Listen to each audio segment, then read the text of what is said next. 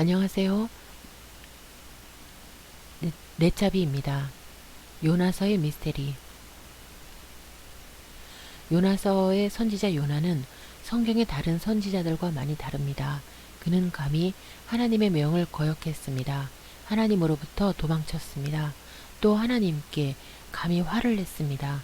이 정도의 일을 하려면 목숨 걸고 해야 합니다. 그는 하나님께 자신의 생명을 반품해달라고 하였습니다. 하나님은 화를 낼 입장이셨는데도 오히려 요나를 달래고 설득하셨습니다. 하나님은 왜 요나의 성냄과 불손을 받아주셨을까요?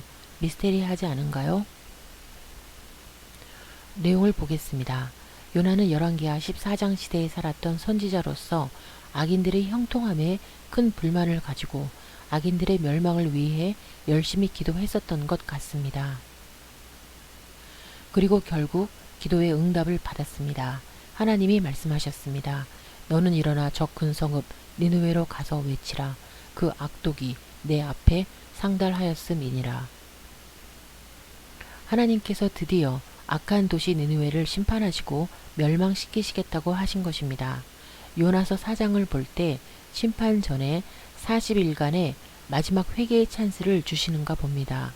요나에게 가서 전하라는 임무를 주신 거죠. 요나는 그렇게 고대하던 심판 소식을 들었는데 마냥 기뻐하지 못했습니다. 뭔가 이상했습니다. 요나는 소돔과 고모라처럼 불시에 임하는 심판을 기대했었나 봅니다. 심판 직전에 회개의 시간을 준다니 꺼림칙했습니다. 그들이 회개하면 하나님은 좋으시겠죠. 하지만 여태 그들의 악행을 당해온 요나로선 참고 보기 어려운 일입니다. 요나는 깊은 고민과 갈등에 빠졌습니다. 아무리 생각해봐도 니느웨가 심판을 피한다면 그것은 정의가 아닌 것 같았습니다. 니느웨는 심판을 받아야 한다고 생각했습니다. 고민 끝에 그는 니느웨로 가지 않기로 합니다. 짐을 싸서 니느웨 반대편 항구로 갔습니다.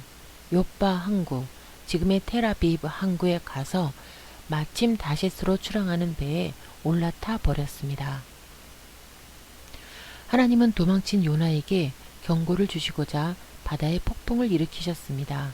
배 안 사람들은 두려워했고 허둥지둥 자기들의 신을 찾거나 배를 가볍게 하려고 귀한 물건들을 내던졌습니다. 정작 경고를 받아야 하는 요나는 배 밑에서 잠을 자고 있었죠. 그는 하나님의 명을 어길 때 이미 죽음을 각오했기에 풍랑 따위는 무섭지 않았습니다. 죽으면 죽었지 니느웨의 심판을 알려줄 수는 없어. 니느웨는 멸망당해야 해. 이러고 있었을 것 같아요. 그때 선장이 내려와서 요나를 깨웠습니다. 자는 자여 어찌 미뇨. 일어나서 네 하나님께 구하라. 혹시 하나님이 우리를 생각하사 망하지 않게 하시리라. 하나님께 불순종하고 도망친 요나는 앞으로 다시는 하나님께 기도도 하지 않을 작정이었습니다. 무슨 낯으로 기도를 할 수 있겠습니까? 그런데 선장은 요나에게 기도를 해달라고 부탁을 한 것입니다. 요나는 깜짝 놀랐습니다. 선장이 하는 말이 마치 하나님께서 요나에게 하시는 말씀처럼 들렸기 때문이죠. 그러나 요나는 하나님께 구하지 않고 버텼습니다. 니느웨만 멸망할 수 있다면 자신은 죽어도 좋다고 생각을 했습니다. 결국 사람들은 누가 신을 노엽게 했는지 찾아 문제를 해결하려 했죠. 제비 뽑기를 하였고 요나의 제비가 뽑혔습니다. 요나는 담담하게 말했습니다.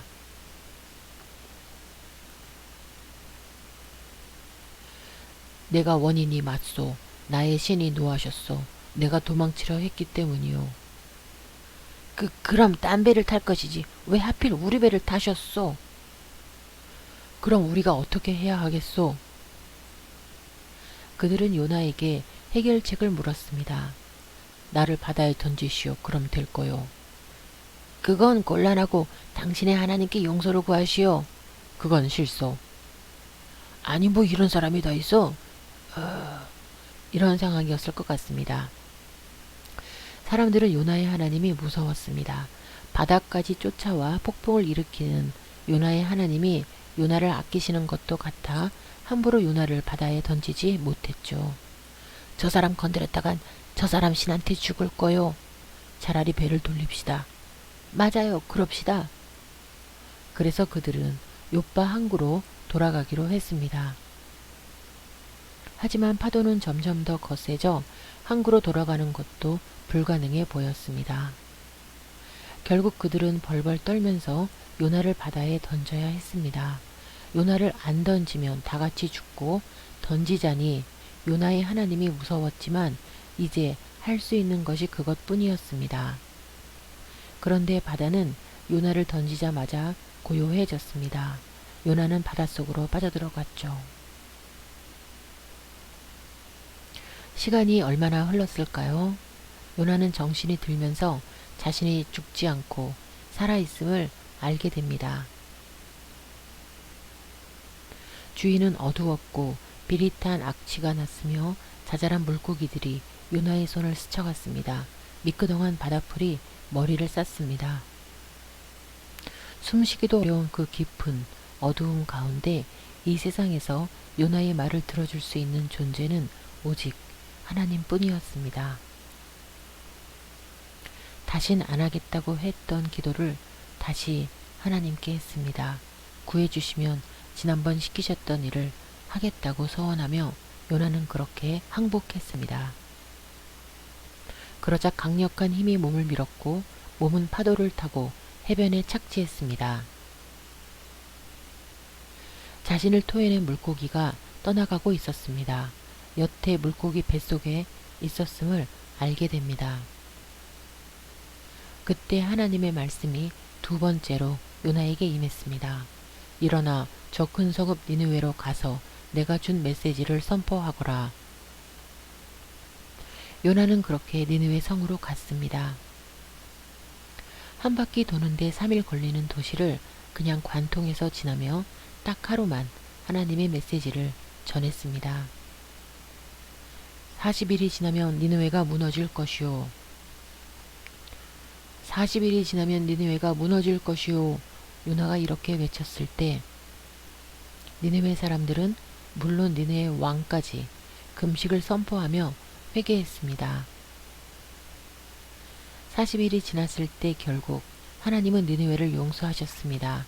멸망은 없었습니다. 요나는 아쉬웠습니다. 니느웨 사람들은 너무 악해 절대 회개할 사람들이 아닌데 하나님이 후하게 점 주셔서 용서하셨다고 생각했습니다.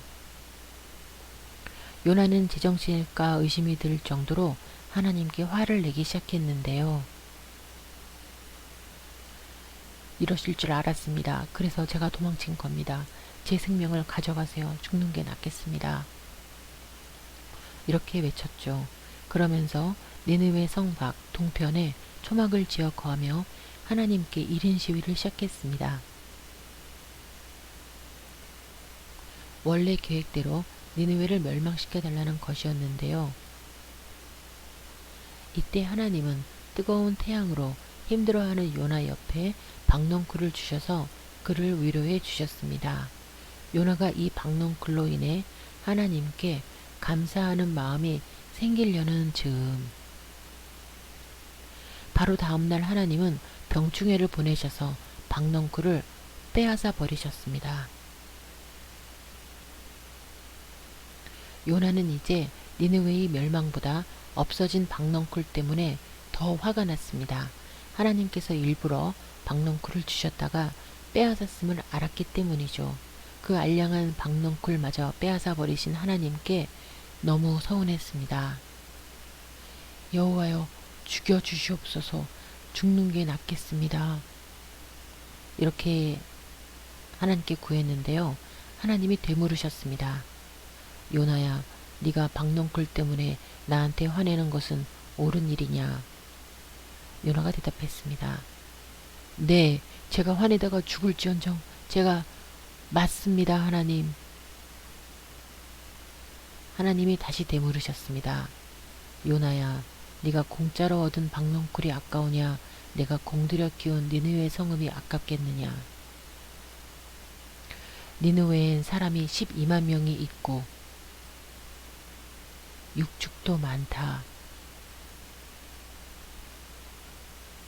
여러분은 무엇을 깨달으셨나요? 요나는 뭔가를 깨달았습니다.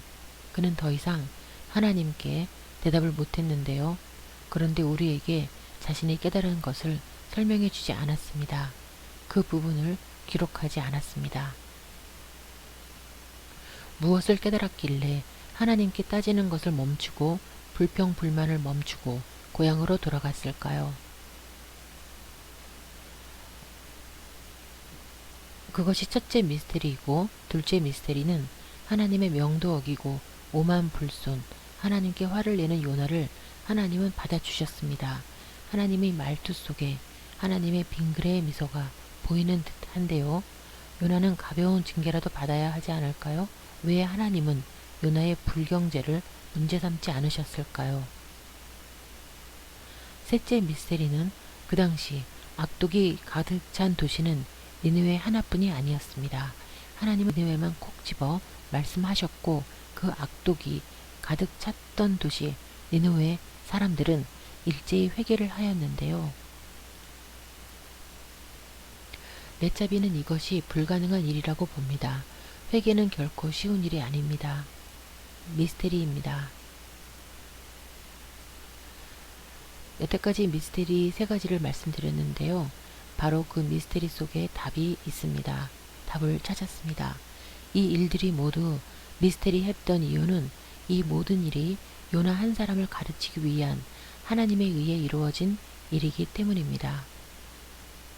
요나가 깨달은 것은 바다의 풍랑, 물고기, 박넝굴만 하나님의 작품이 아니라 니느웨의 회개까지 역시 하나님의 작품임을 깨달은 것입니다. 즉, 이 모든 일이 니느웨 때문에 일어난 일이 아니라 악인의 멸망을 위해 오랫동안 기도해온 요나 때문에 일어난 일임을 알게 된 것입니다. 세상을 향한 하나님이 사랑과 용서를 요나에게 알려주시고자 벌인 하나님의 해프닝이었습니다. 다시 말해 하나님은 애초부터 니느웨를 멸망시키실 계획이 없으셨고, 그들이 일사불란하게 회개한 것도 그들이 회개한 것이 아니라 하나님이 회개케 하신 것이었습니다. 그래서 하나님은 불순종한 요나를, 도망친 요나를, 불손하게 화를 낸 요나를 참으셨고, 화를 내지 않으셨고 문제 삼지도 않으신 것입니다. 한 사람 요나를 위해 12만 명이 있는 도시 니느웨를 움직이신 것입니다. 요나는 더 이상 1인 시위를 할 이유도 없게 되었습니다. 그동안 그것도 모르고 날뛴 자신이 부끄럽고 죄송함과 동시에 자신을 이토록 아끼고 사랑해 주시는 하나님께 감사만이 남았습니다. 그래서 요나는 요나서 끝에 아무 말도 더 이상 쓸 수 없었는지도 모릅니다. 조용히 돗자리를 걷고 고향으로 갔는데요. 그 발걸음만은 무척 가벼웠을 것입니다. 눈물은 흐르지만 웃음이 비실비실 새에 나오며 걸어갔을지도 모릅니다. 요나서의 미스테리였습니다. 감사합니다.